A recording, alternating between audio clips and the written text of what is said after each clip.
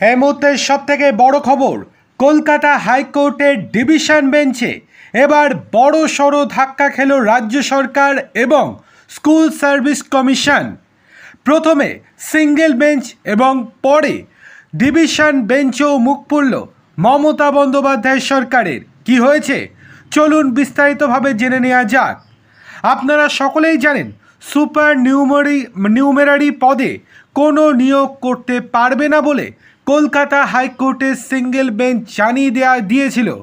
সেক্ষেত্রে নির্দেশ দেওয়া হয়েছিল রাজ্য সরকার এখনই সুপার নিউমেরারি পদে কোনো নিয়োগ করতে পারবে না।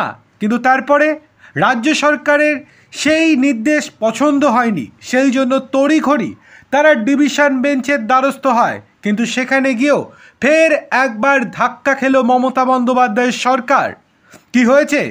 উচ্চ প্রাথমিকের সুপার নিউমেরারি বা অতিরিক্ত শূন্য পদের নিয়োগের মামলায় বিচারপতি বিশ্বজিৎ বসু সিঙ্গেল বেঞ্চের রায়ে অন্তর্বর্তী স্থগিতাদেশ বহাল রাখল কলকাতা হাইকোর্টের ডিভিশন বেঞ্চ।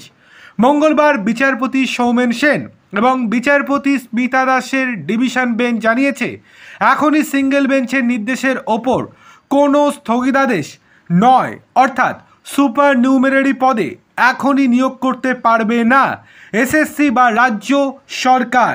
সুতরাং বড় সড়ো যে ধাক্কা খেল মমতা বন্দ্যোপাধ্যায়ের সরকার, সেটা আর বলার অপেক্ষা রাখে না। দেখার বিষয় এই যে এবার সুপার নিউমেরারি পদ নিয়ে সুপ্রিম কোর্টের দ্বারস্থ হয় কিনা রাজ্য সরকার।